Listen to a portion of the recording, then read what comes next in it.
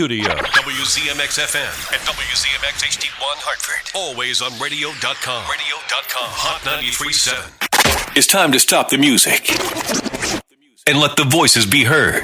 Call 860-674-9307 and let's talk. Hello? It's time for Voices with your host, DJ Biggmann on Hot 93.7. All right. We are back at it, man. Another episode of Voices. It's Hot 93.7, hot937.com. Biggmann here. And this week, I have three important people, very important people on the line. And we're going to talk about something that's very important to talk about, something that we need to talk about. All right. Let's see. I'm going to make sure I don't butcher any names here. I have Jayo Richardson, who's with CT Bail Fund. Also, Anna Maria, she's a part of CT Bail Fund. And I have a gentleman, Darcus Henry, who initially received a 100-year sentence. And we're going to talk about this and a whole lot more. So I want you guys to lock in, stay locked and loaded. You might want to take notes on this. You might want to, jot down some information because we're going to dig deep. Connecticut. How is everyone doing today? How's everyone going? How's everyone doing? Hello? Beautiful. All right. Thanks for having us on the show. All right. So first, I would like to have Jayo. Jayo, if you could introduce yourself and talk about what it is that you do. Yeah, Biggmann, I just want to, again, thank you for letting us come on the show and talk about the work that we're doing. My name is Jayo Richardson, and I work at Connecticut Bail Fund. And the work that we do at Connecticut Bail Fund is on various things to support people that are involved in the criminal justice system. It's not limited to one particular thing. We help people with advocating for themselves, in the courts or working with their court cases. We help people with commissary funds. We help people bond out. It's a lot of different things that we do to support people that's involved with the criminal justice system. Mm-hmm. Wow, and we also have Anna Marie, so I'll allow you to go next. Hello? Yeah, she might have got disconnected. Because she's on the road. Sorry about that. Okay, here she is. Hear me now? Yes. Yes, we. Hi, I'm on the road, so hopefully my connection is not too bad. Mm-hmm. Did you just also introduce myself? Yes. Okay. Hi, everyone. My name is Anna Maria. Thank you so much for having us on the show. I work with Jayo at the Connecticut Bail Fund, and we have been around. We're a community-based organization. We have been around since 2016, and we started our work very simply by raising money in the community to bail people out who otherwise would not be able to go home because they could not afford bail. But that idea that we sort of got and were inspired by community bail funds across the country has actually grown into a lot of the work that Jayo was talking about, which was actually providing support to people who are fighting for freedom. However that freedom might be at stake. So I can talk more about our programming later on with Jayo, but wanted to give that little bit of an introduction. All right. And also we have Mr. Darcus Henry on the line. This is where we're going to dive in, and then we'll go back and talk about the connection with CT Bail Fund. So go right ahead, sir. All right. My name is Darcus Henry. I was wrongfully convicted in 1999. Spent almost 17 years in prison, was sentenced to 100 years. Case got overturned, and I've been home for about close to 7 years now. I'm striving to help people that's in similar situations as myself get out of prison, Wow. Now, once again, how does this tie in with the CT Bail Fund, and how is it that, after 17 years, you were able to walk out and have justice served properly? Well, I'm from New Haven, and New Haven, Connecticut, the DA's office, the state prosecution in New Haven is horrible. They hid evidence. it was evidence that could have exonerated me. They did something called a Chinese firewall, where one prosecutor was given to do the deal without allowing the prosecutor, in my case, to know about the deal, even though I don't believe that. And the dude got on the stand and testified against me falsely, and there was evidence that could have proved that the guy was lying against me. So that evidence came out 17 years later, and I was able to walk out of prison. Wow. If you're just joining us, this is Voices. I have Jayo Richardson, Anna Maria, and Darcus Henry on the line. Jayo Richardson and Anna Maria are part of CT Bail Fund. And Darcus Henry, as you've just heard, was sentenced to 100 years for something that he did not do. And after 17 years, the proof came out, and he was able to get out of there. Unbelievable. 17 years of your life gone on. Oh, it was a struggle. Man. And people don't realize, 17 years in prison for something you didn't commit, it's like torturous. You got people who turn their back on you. You don't hear from family or friends. It's a long time. And people know that you're innocent, but who's going to stay there and fight for you? That's why I want to fight for the brothers that's in similar situations as myself, because I have people turn their back on me. Wow. Man, oh man. Now, Jayo, let's talk here. Let's talk about this case from your angle. And from my angle, I knew what this brother was going through when he was going through it. When he was incarcerated, fighting for his freedom, he had a couple of other co-defendants, and they all were fighting for their freedom. And I knew firsthand what they were going through before they were given the ultimate victory of being released. I knew what they were fighting about, and how this relates to the work that we do at Connecticut Bail Fund is we have a hotline that people that's incarcerated could put this number on their collect phone list, and they can call us collect. And when we talk to these people on the hotlines and people write us, we hear the different stories and the different things where people talk about the different things that's going on in the case and how their convictions were secured.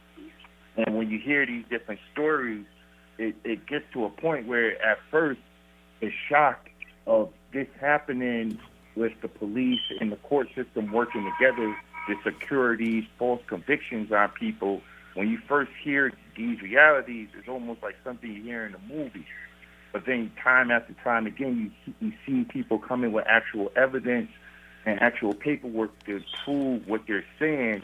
It almost became a no-brainer that we do so much work to support people incarcerated that this had to be something that we put at our forefront to help people that have been wrongfully incarcerated, especially in the manner where the courts and the police acted unprofessionally to secure convictions. Well put. Yeah, this is baffling. This is Voices right now on Hot 93.7, hot937.com. I have Jayo Richardson and Anna Maria. They're part of CT Bail Fund. And I have Darcus Henry, who received a 100-year sentence for something that he didn't do. Anna Maria, if you're still there, what steps were taken here? Because, this brother did 17 years, so there had to be a degree of difficulty to even get access to the information that was withheld. What was the pushback? What happened here? 17 years of his life was taken away from him for something that he didn't do, and it was just a matter of disclosing certain pieces of information that were withheld. So how difficult was it to obtain this information? What type of resistance was received? If you could go into that.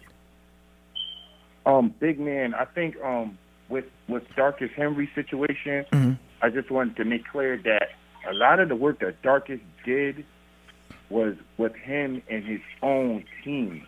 Really? So this was before he even got introduced to us that he started to work on fighting for his freedom. Mm-hmm. So by the time that I knew Darcus personally before I even got to the bail fund. So by the time the bail fund was established, Darcus was already fighting his case. He practically was out by the time the bail fund was established. Mm. It's just more of the work. It's just the connection of what he went through and what other people were going through that are still presently incarcerated that made the marriage of us doing this work together happen. But I'm pretty sure I know Darcus could tell you a whole bunch of stuff about what he had to physically go through to actually get his case back into court. And that's one of the reasons why we're even on this phone, because that's one of the roadblocks we're hitting with people advocating for themselves, because they're not able to access the court and access these entities that are the ones that are supposed to reconsider this new evidence or really address these falsified reports or documents or whatever.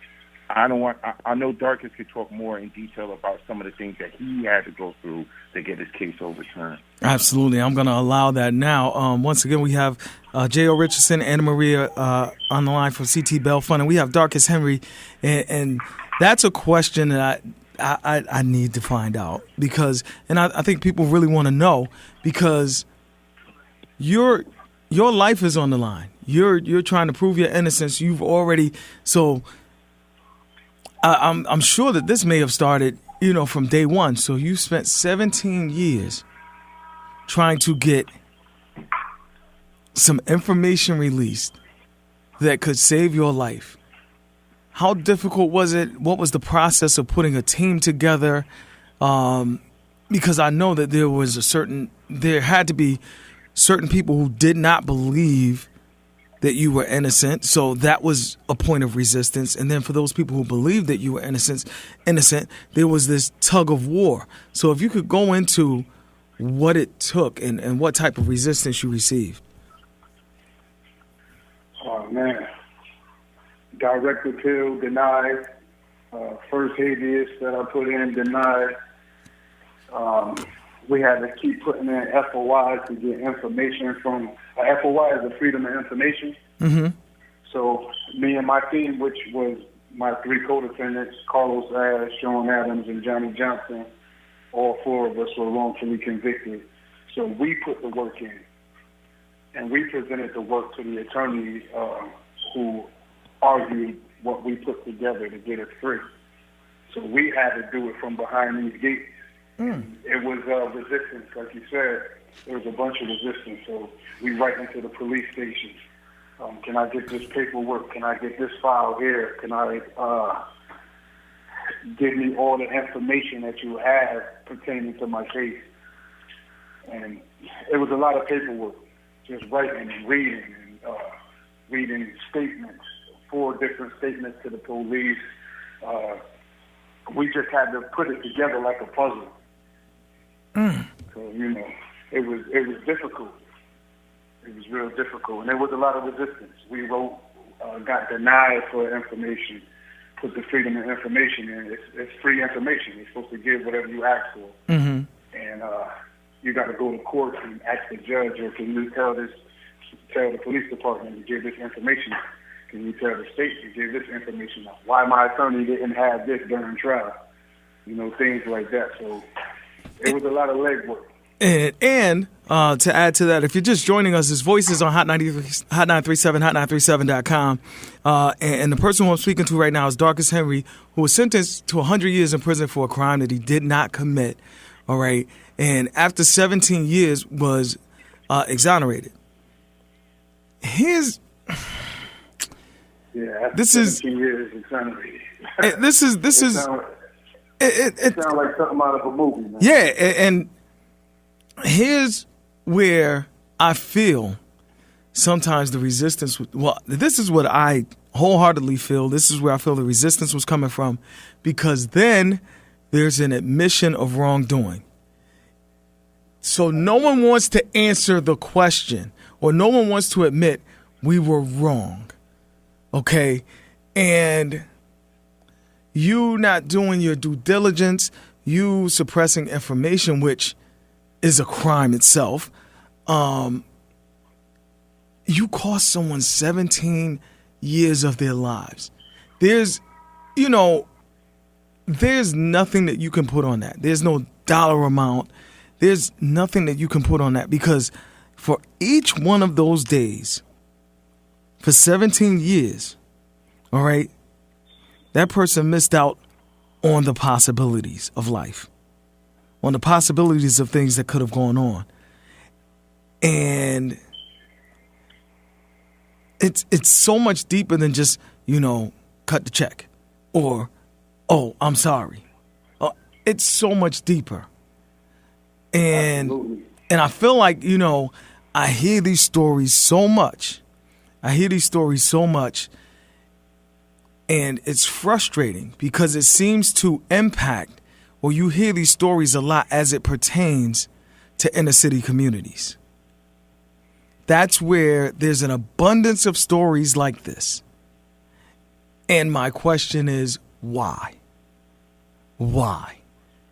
Because this brother should not have lost 17 years of his life for something that he didn't commit, when the evidence was there that he didn't commit the crime. He and his co-defendants. All right. So it's Hot 93.7, hot937.com. Jayo Richardson on the line, Anna Maria on the line. They're both part of CT Bell Fund. Darcus Henry on the line. 17 years of a 100-year sentence for a crime that he didn't commit. All right. So now let's talk about, because as Jayo mentioned earlier, you were pretty much on your way to walking out of those gates when CT Bail Fund came about. So now, what's the connection here? Are you guys working together as a joint unit to help other people who have a similar story? You want to speak on that, Joe? Yeah. Well, Darcus was out already working on advocating for people that were in a similar situation like his. Mm-hmm. So it just so happened that our work, we were basically working with people that were in the pre-trial stages, in the immigration facilities and in state facilities, working with them to advocate with their cases or whatnot, get the right legal representation, whatever the case may be. So in the mix of us knowing that, COVID happened. And when COVID happened, the state got shut down. Mm-hmm. And when the state got shut down, we were constantly in conversations with people that were incarcerated, and they started to receive a lot of hardships because they stopped visits abruptly. They stopped just people connections with the community. A lot of facilities went on lockdown. So when this happened, we immediately, as Connecticut Bail Fund, we said, hey, we need to keep some type of correspondence with people that's inside so we can, support them. So we developed a hotline, and then with developing that hotline, we asked people to talk about their situations they were going with COVID, because there was people that died in those facilities that caught COVID. There was some real horror stories happening in the facilities when COVID. This horror story is still happening now, but when COVID first happened, there was some real horror stories coming out of the facility. So with these horror stories of COVID coming out, we started to hear other horror stories of, on top of COVID, people are wrongfully convicted. So we were like, wow. And then when we started to hear the stories, we were like, this is crazy. And it just was a natural marriage, because I already knew Darcus and I knew what he went through. So when I reached out to him and I started talking with him, we just basically connected, and especially around support for other cases and people that we knew together. Like one of the people that we're organizing now to gain support from the community to have them released is Gaylord Salters. Mm-hmm. There's a lot of evidence in his case that shows a lot of misconduct that was done. And he's been in for, similar to Darcus' case, he's been in almost 20 years, you know, and it's a lot of evidence in his case that showed that he's been wrongfully convicted. And a lot of the people that imposed this sentence on him and putting this condition on them, they've moved on with their lives and they're doing other things. In a lot of these situations, you know, a lot of these people, they've been incarcerated for over 2 decades. So a lot of the pain that their family, the community had to go through for these people being in jail has already happened. So we're making like a real desperate act to sit down with the state, to sit down with these court facilities, to sit down with these entities to correct the wrongs that were done in the past. Like we're making a real passionate ask. Please, if they had the evidence for Darcus to get released for 6 years, it took them 6 years to acknowledge the evidence that frees them. After they're almost in jail 20 years, this is a reality that people incarcerated are going through right now to this day, listening to this call. You know, so we're asking that these entities that have the power to really address these wrongs that were done in the past start doing it. We don't want other people, innocent people, to sit in jail another day without this stuff being addressed. It's Hot 93.7, hot937.com. Biggmann here. I have Jayo Richardson, Anna Maria on the line from the C.T. Bell Fund. I have Darcus Henry, who was sentenced to 100 years in prison for a crime that he didn't commit. The evidence was there, and he spent 17 years. 17 years. See, here's my thing. On a situation like that, where it's proven that there was evidence was overlooked, someone needs to be held responsible. Because when your life went on and you were able to experience those great possibilities in life, because of your negligence, someone else missed out on their great opportunities. And they were spending all these years fighting for their freedom on some information that was sitting there. And it's your job, and you get paid well, to cover all the bases. So what, if any, because I'm not well versed on this, Jayo, Darcus, maybe Anna Marie, maybe someone can help me understand what happens at that point. I mean, when it's shown that there was negligence and someone was at fault, what's the punitive damage for that person, if any at all? Well, prosecutors have immunity. Prosecutors have immunity. They're not held accountable for criminal acts, because this was a criminal act to hide evidence that could have freed me or show my innocence. That's a criminal act, and it was hidden. This evidence wasn't like, oh, I couldn't find it. They had it and they hid it.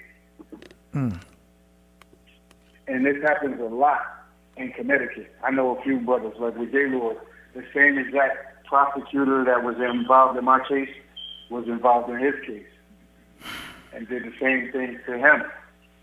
Did the same things to a few other brothers that I know. And they still fighting for their freedom. Exactly. And like Darcus said, I mean, I think this is something, and Jayo has also expressed this, that we have seen across the board. Before COVID, we were primarily supporting people who were still in the pretrial stage fighting. And the reality is that the prosecutor's office and the police, all they want is a conviction. I don't think any of us believe that what they want to find out is the actual truth of what happened and the harm that occurred. What they want to secure is a conviction and to put someone in a cage. And a lot of the people that we have been supporting over the years have simply done things like fled out because they are too worried that they. Sorry, so almost an accident in front of me in the car. They're too worried that perhaps their sentence is going to be 20 years, and they'd rather plead out to something like 10 years because, they're just like too tired of fighting, or they're beat by the system, or they're in jail for such a long time because they have a bail that is unpayable and nobody can pay their bail, and so they might as well get it over with, even though they might have not committed what they're being accused of. And so it just happens across the board. And in all of the years that I've been doing this work, it's just so evident that the system is not really trying to address harm or to find out the truth. They're just trying to lock people up. And it's more than negligence, like Darcus said. It's like, in some cases, they're hiding evidence that could actually secure somebody's freedom. So it's just something needs to change, and the work that our organizations do is about supporting people, but it's also about changing the system. It's about, acknowledging that the way that the system works right now does not work for people. It just works against people. It's Hot 93.7, hot937.com. Voices, Biggmann here. And I have Jayo Richardson and Anna Maria. They're part of CT Bell Fund. I have Darcus Henry received a 100-year sentence for a crime that he didn't commit. Served 17 years before the evidence that was hidden came to light. And from what I'm understanding, prosecutors have immunity in cases like this. So something needs to change here, because it has become a business and locking people up. There's a business in that. It's not that it's become a business. It was always a business.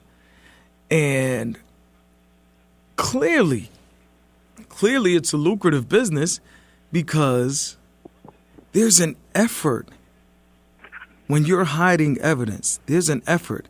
Lock this person up. Get this case done. It looks good on it looks good on my resume. It looks good on my portfolio. I've, quote unquote, solved X amount of cases. But then you have the other side of it, where you strip the life away from an innocent person. And so, you have these brothers who hold the scars of 17 years of being incarcerated. They've missed loved ones. They've missed numerous any celebration that you've enjoyed while they were locked up. They've missed all of that with their families. And you went on with life. Right. And so there is nothing that's done in that case. There's nothing that's done in this scenario. So it's just, okay, well, sorry, and walk away. No, that's not enough. That's not enough. So I think something needs to be changed. Jayo, yeah, go right ahead. Speak. And Biggmann, I just wanted to touch on a point that August 15th that just passed, we had our first unity rally for victims of police violence in New Haven. Mm-hmm. And what I mean by police violence is deeper than the images of police brutality that we see on TV. So common now. We commonly see police stepping on people's necks, shooting people 7 times in the back. These are common images now of how police are treating people in our community. But what is unseen is the police violence of police falsifying reports, police falsifying evidence to secure convictions. These are violence, and these are things that are happening that are not being spoken upon. I mean, a good thing for people to really think about is if George Floyd didn't die, George Floyd would have had some charges trumped on him, and he would have been in jail fighting the charges that they had trumped on him if he didn't die. If all of these victims of police brutality that we're seeing on TV didn't die, police would have trumped charges on them, and they would have been incarcerated or out on bond fighting these charges. And this is just the only reason why we're seeing these struggles of the realities of what people have been going through for years is because we're able to document it better. We're able to record. 20 years ago, 25 years ago, we didn't have these luxuries. So that's what we're seeing as of now. People that were suffering from those luxury stacks that weren't available of mass recorders of videotaping people. You know, this is a reality of what we're going through now. Man, Hot 93.7, hot937.com. Voices on your airwaves right now. And this is a deep and necessary discussion that's happening right now. I have Jayo Richardson on the line if you're just joining me, and Anna Maria. They're both with CT Bail Fund. I have Darcus Henry, who was sentenced to 100 years in prison for a crime he didn't commit. He served 17 years before the evidence that was suppressed finally came to light. And I can't even imagine how many people have gone through this or going through this, and to know that those who suppressed the information, those who committed this crime, because that's what it is, those who abused these brothers, because that's what it is, these brothers and sisters, they are still walking around freely, having lunch with their family, having dinner with their families, their friends. Most are still practicing whatever it is they're practicing. And for all these years, these brothers and sisters had to fight. So now let's this is traumatic. It's traumatizing because, one, I can't even imagine the amount of fight on a daily basis. All right. And I'm speaking to Darcus. I can't even imagine the amount of fight on a daily basis that it takes for you to smile and have a good day, because it's still that stain of 17 years of life that you missed outside of those gates when you didn't have to be there. And knowing that if this case were someone else, then every stone would have been turned over to find evidence. Absolutely. Yeah, like, this is what they believe they could sprinkle a little money on the situation and everything will be fine. And that's probably a reason why a lot of these brothers right now, that's why the evidence that for people that's wrongfully convicted right now, that these prosecutors are still hiding information and not overturning this information. Because the state, you know, when they let me out of prison, when I got exonerated, they gave us $17 million, me and my co-defendants. Mm-hmm. And they don't want to cough up that kind of money again. So I believe, like in Gaylord's situation, where he has all the evidence in the world, the Salters case, all the evidence in the world to let him go, that they're reluctant to let him go because they're thinking, oh, it's going to cost the state of Connecticut this amount of money if we let these dudes go. And no amount of money is worth somebody's freedom. Mm-hmm. It's just not. Mm-hmm. And so no, go right ahead. Finish your statement. I'm sorry. No, I'm just saying, like, I believe that in the Salters case, the reason why they didn't let the brother out was because they're thinking about the monetary thing and not the criminal act that's being held against them. Mm-hmm. You understand? Absolutely. It's Hot 93.7, hot937.com. Voices. For those who are just tuning in, DJ Biggmann here, and I'm having a discussion. I have Jayo Richardson on the line and Anna Maria on the line. There was CT Bail Fund. I have Darcus Henry, who was sentenced to 100 years in prison, served 17 years, was exonerated after 17 years because of evidence that was withheld in the case. And wow. Now, either Jayo or Anna Maria, CT Bail Fund right now. Let's talk about maybe possible cases that you're assisting in right now and what's going on with those, if you can. Jared, you want to take this one? Yeah, definitely. A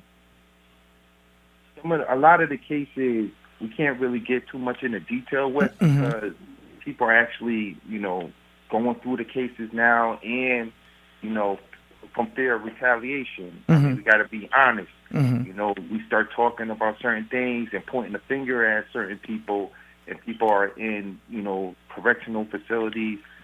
Reality is they could be retaliated against. You know, we don't want to put people at risk like that, but we are working with some real serious situations.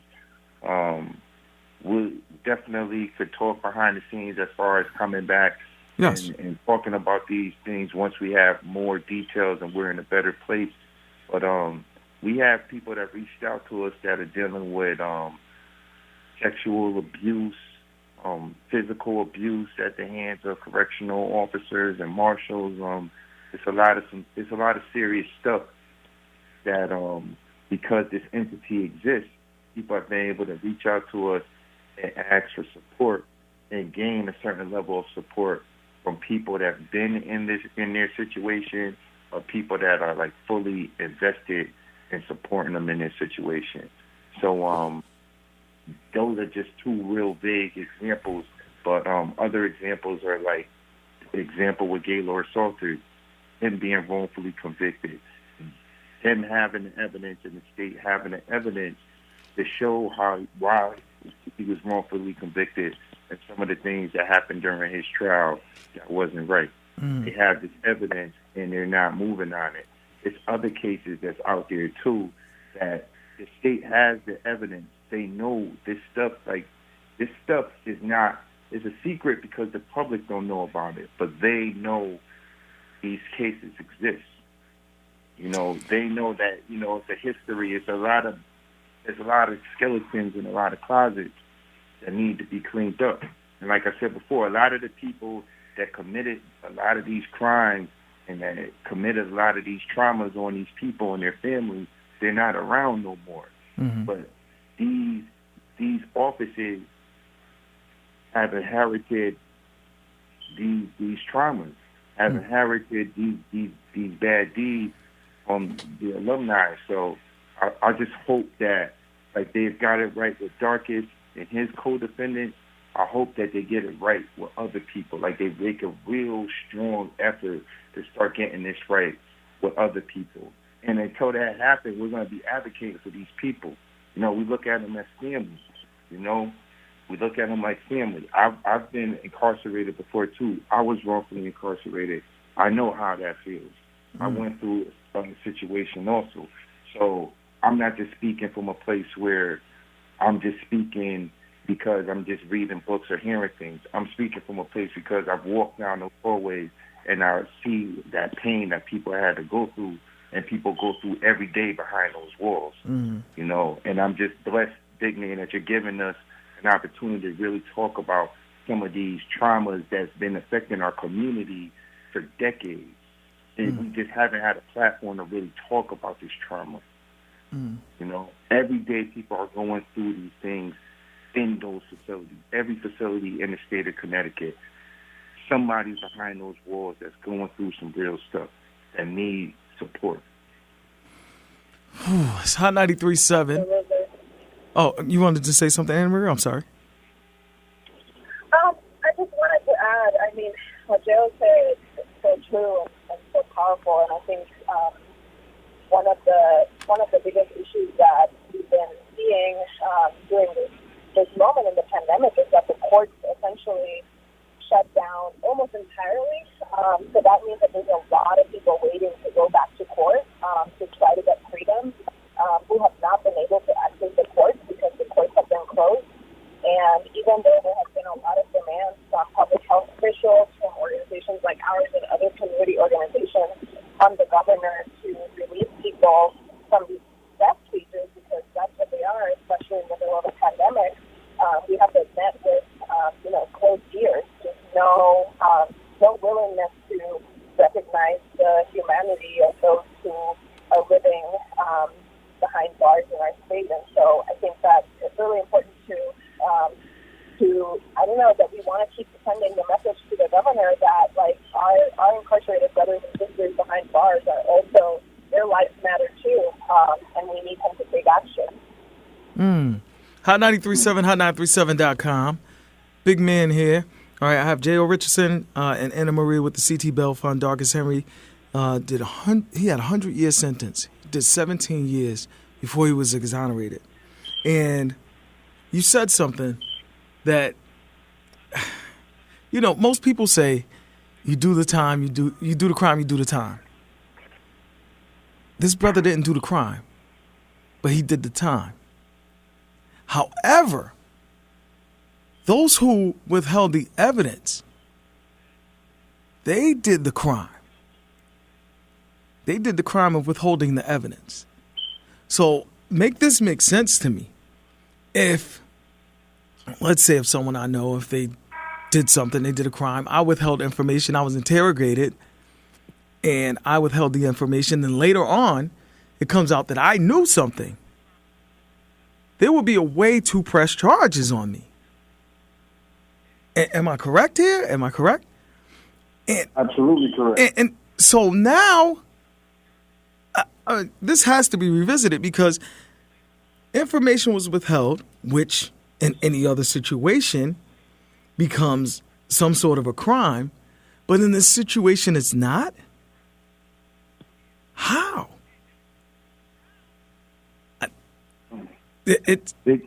Yeah, go right ahead. This is normal. This is a normal occurrence. It's so much. We see it all the time now with police officers where they've done things and, it's hard for them to get convicted on the stuff that they do, like things that are clear. It's hard we fight to just get them convicted on that. Now, when it comes to, and that's the only reason why we're even getting any type of light on that is because these crimes are being recorded and the actual incident you can see the actual incident. But in these courtrooms, you can't see a computer typing up some false documentation. There's no way, like those crimes that are happening, that's why I say it's the silent violence. Like these police reports being falsified where they're saying certain things or you can't make that up. Mm-hmm. There's no way to document that happening. It takes years of a person being persistent and fighting for their freedom. If you think about how many people, our communities are already under-resourced. So it's not like we're coming from a community that we're thorough with the law so we can defend ourselves and advocate for ourselves to that degree. We're already behind the 8 ball in that area. But how many people are incarcerated that don't have the luxury or weren't persistent like Darcus and his other co-defendants to really fight for their freedom? Absolutely. And even to think about this, like you said, there's limited resources or there's difficulty sometimes getting the resources in the free world. So it's doubly difficult behind bars. And so, if you're just joining us, it's Hot 93.7, hot937.com. Biggmann is here. I have Jayo Richardson and Anna Maria. They're with the CT Bell Fund. I have Darcus Henry, was sentenced to 100 years in prison. Crime he didn't commit. Did 17 years, was exonerated when the information that was withheld from 17 years ago finally came to the light. And so he and his co-defendants were exonerated, received a settlement, but those who withheld the information can still go on with their lives as if this didn't happen. So it's like never skipped a beat. Never skipped a beat whatsoever. Which, to me, that needs to be revisited. We talk about things that need to be revisited. That's something that needs to be revisited because how can you make the statement, you do the crime, you do the time, and then you do a crime, you don't do the time, but you've sent multiple people to do time for something they didn't do the crime on. Wow. Voices here. It's Hot 93.7, hot937.com. We have a few more minutes left. Now, for those people who are interested and finding out more about CT Bail Fund for those people who may have family members who are right now incarcerated for something that they didn't do, and they know that information was withheld? How can they reach out to you? How can they find out more information about CT Bail Fund? And Darcus, if you have any information that you'd like to share for people to contact you or get more in tune with everything that you guys are working on as well. Well, the address for Connecticut Bail Fund, well, you can reach us at Connecticut Bail Fund, P.O. Box 593, New Haven, Connecticut, 06513. And everybody that's incarcerated, we have an English hotline and we have a Spanish hotline number that you can call collect on these numbers. We'll accept all phone calls. And the English line is 203-430-0462. And the Spanish line is 203-214-4787.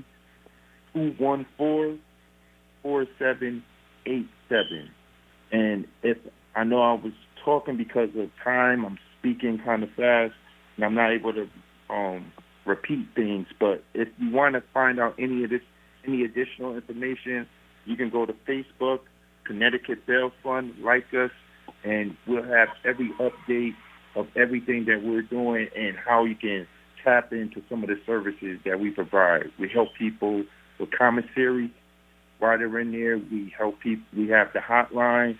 We help people with. We just started a newsletter that we're going to be reaching out to, sending to people so they can stay and advocate for themselves from the inside. We have a lot of things happening. Please reach out to us, please. And I just want to say I stand in solidarity with all my brothers and sisters behind the wall. Keep your head up, and you got a whole community of people out here fighting for you and standing with you. All right. Jayo, Anna Maria, any closing words?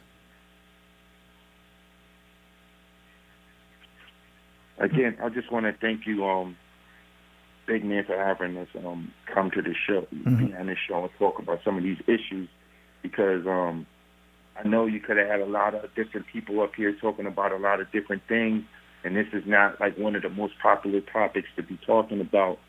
And I really appreciate you having the strength to really have us up here and talk about these real challenging issues that have inflicted so much trauma on our community for so long. I think it's necessary to talk about. Mr. Henry, any closing words for you? Well, I stand in solidarity with Connecticut Bail Fund, so anybody have anything to say or want to reach out, you can reach out through the Connecticut Bail Fund, and I'm here, I'm around. And I just want these legislators and the state of Connecticut to do the right thing by these brothers. Gaylord Salter's in there fighting hard for his freedom. He's a publisher now, wrote a few books. He got Go Get It Publishing. Anybody want to read his books, they can go to Go Get It Publishing, author LORD. And it's a few other brothers that's incarcerated falsely and wrongfully convicted that I know, like Corey Turner out of Hartford and Maurice Blackwell from Bridgeport. We just need the state to do the right thing in these cases, man. And I stand with you brothers in solidarity. All lives matter here. Absolutely. With that being said, I want to thank all three of you for being on the show today. I want to thank you for sharing the stories. And this won't be the last time that I'll have you guys on. I definitely want to get you back on because there's some more things to talk about. We have a limited amount of time here. And for those people who are interested in being a part of the Voices show, you can get at me, at DJ Biggmann, 2 G's, 2 N's, all right? Or you could send me an email at bigevents, BIGG, events, EVENTS, at gmail.com. I appreciate you guys, and I'll make sure that I get the information over to you, any additional information. Thank you again so much. Jayo Richardson, Anna Maria with CT Bail Fund, Darcus Henry, thank you guys so much for being a part of the Voices show. All right, big man, we appreciate you, man. Thank you for having us on, man. All right. Thank you. Appreciate it. Thank you. Sunday School is next. Keep it right here. It's Hot 93.7. Hey, this is Lizzo. Your vote matters now more than ever.